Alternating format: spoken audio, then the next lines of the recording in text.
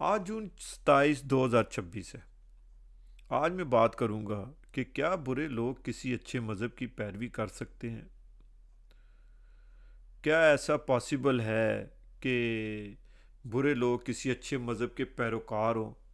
چلو مان لیا کوئی کسی مذہب میں پیدا ہوتا ہے تو وہ اس کا الٹیمیٹلی پیروکار بن جاتا ہے، اس کا فالوور بن جاتا ہے اس مذہب کا، کیونکہ وہ اس میں پیدا ہوا ہے۔ کوئی مسلمان پیدا ہوا ہے تو وہ اسلام کو فالو کرے گا، کوئی ہندو ہے تو ہندوازم کو فالو کرے گا، ٹھیک ہے۔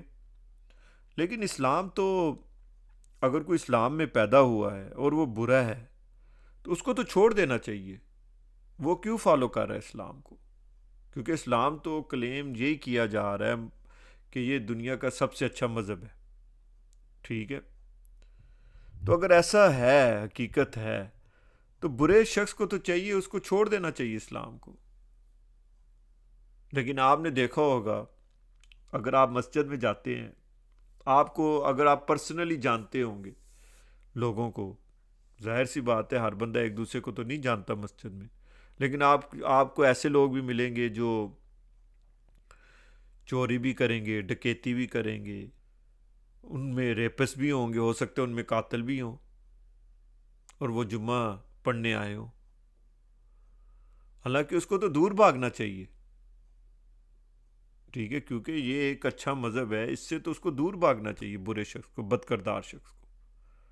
لیکن آپ کو جمعے والے دن ضرور ملے گا کوئی نہ کوئی اس طرح کا شخص یا فرد یا عورت یا مرد، سمجھ آئیے کہ نہیں؟ تو ایسا نہیں ہونا چاہیے اصولاً۔ تو یہ کہہ دینا کہ ہر مذہب میں اچھے برے ہوتے ہیں، یہ کوئی وہ ریزننگ نہیں ہے، ٹھیک ہے۔ کیونکہ اگر آپ اس کو ریزننگ بناتے ہو تو اس کا مطلب یہ ہوا اسلام تو ویسے ہی مذہب ہو گیا جس طرح دوسرے مذاہب ہیں۔ پھر اس میں اور دوسرے مذاہب میں فرق کیا رہا؟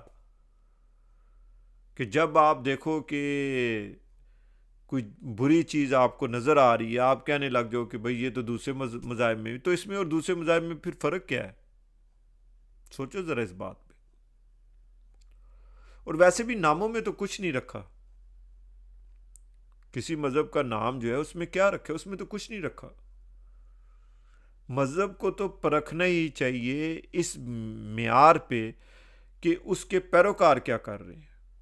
اگر تو پیروکار اچھے کام کر رہے ہیں تو اس کا مطلب ہے وہ مذہب اچھا ہے، لیکن اگر اس کے پیروکار برائی میں مبتلا ہیں تو اس کا مطلب ہے وہ مذہب اچھا ہے ہی نہیں ہے، نہ ہی وہ اللہ کا بھیجا ہوا ہے، نام بھلے اس کا کچھ بھی ہو۔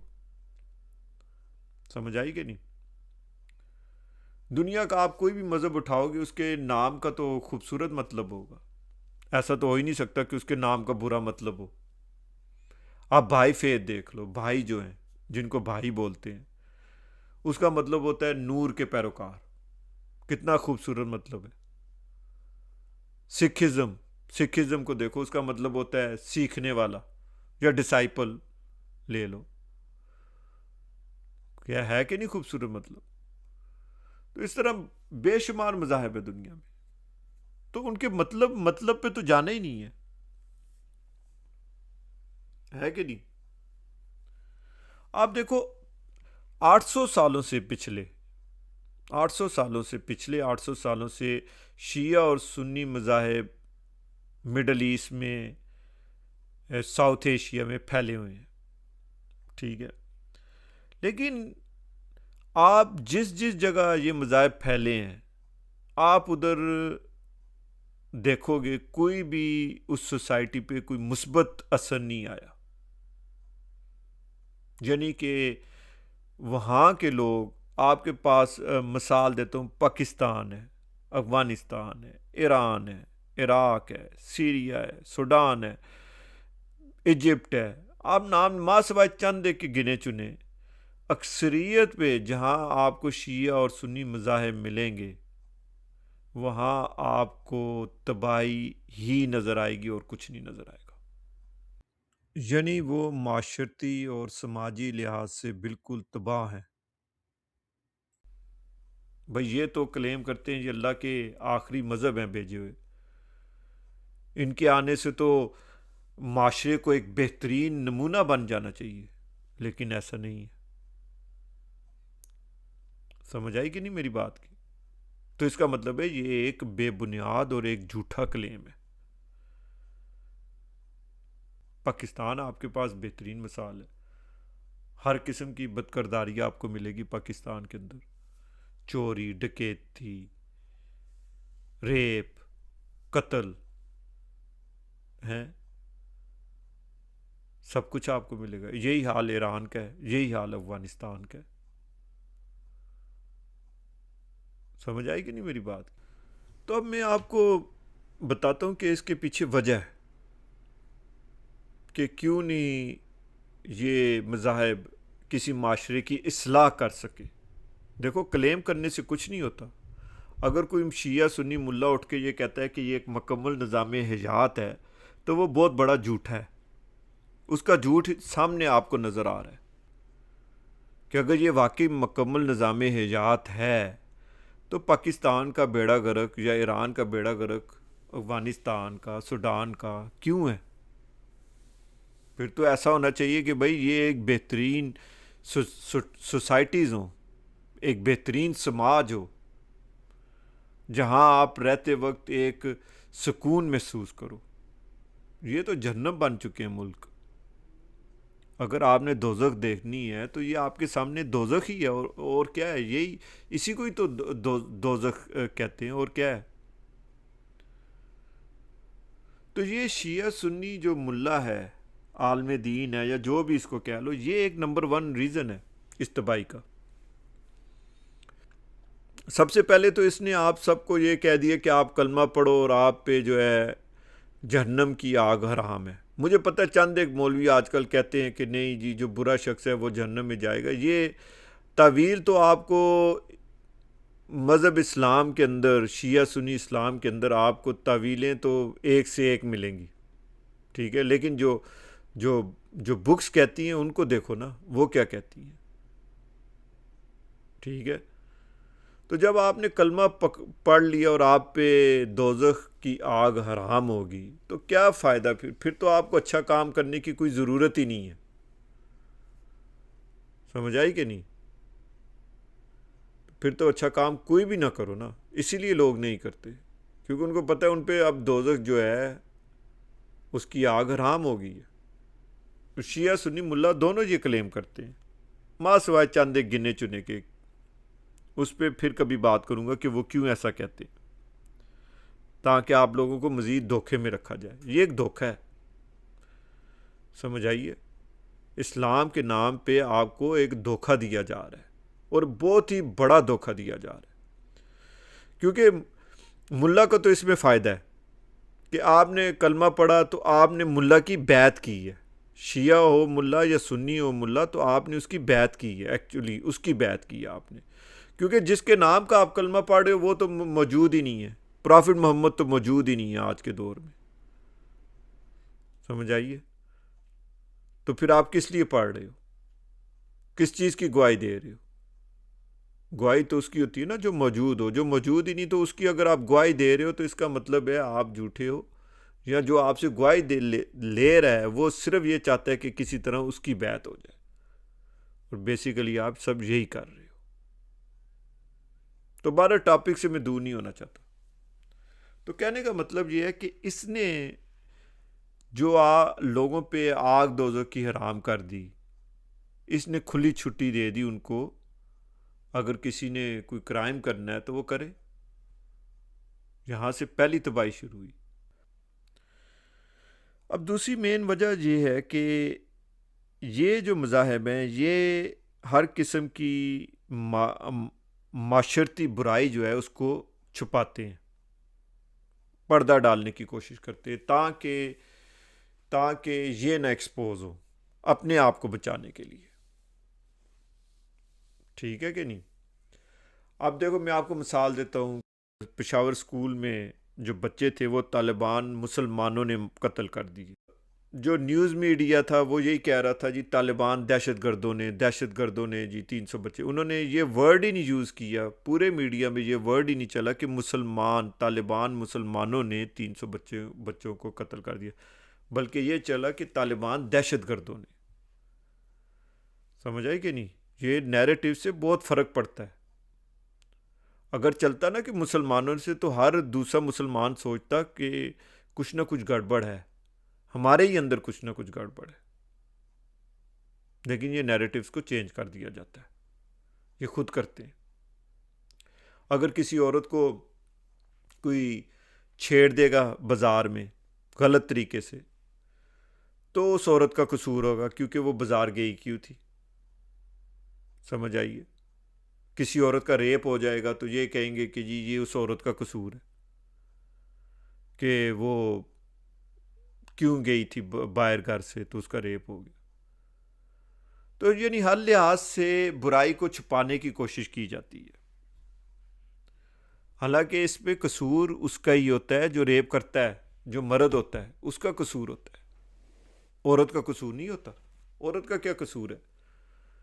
کیونکہ پاکستان میں نے تو دیکھے کہ برقعے والوں کو نہیں، جو برقعے میں ہوتی ہے ان کو نہیں چھوڑا جاتا،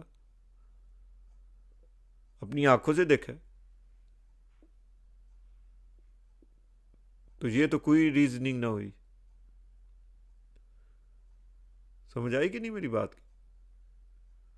ابھی 7-8 سالہ بچی سے سرگودا میں 5 بندوں نے ریپ کیا اس کو، اس بیچاری کو، بعد میں ننھی سی بچی کو قتل کر دیا. ان میں سے یقیناً 3-4 جاتے ہوں گے جمعہ پڑھنے بھی، ایک تو جاتا ہی ہوگا نا ان میں سے، پیروکار تو ہوگا، یا سنی ہوگا یا شیعہ ہوگا. مری میں 2022 میں بہت سارے لوگوں کی سردی کی وجہ سے ڈیتھ ہوگی. بہت سارے لوگ جو تھے وہ اپنی گاڑیوں میں سٹرینڈڈ ہو گئے تھے روڈوں پہ، موسم خراب ہونے کی وجہ سے. تو مری کے جو لوکل جو ہوٹل کے آنر تھے، موٹلز کے آنر تھے، انہوں نے کیا کیا، انہوں نے رینٹ انکریز کر دیا. جب انہوں نے دیکھا نا ویدر خراب ہے تو رینٹ انکریز کر دیا.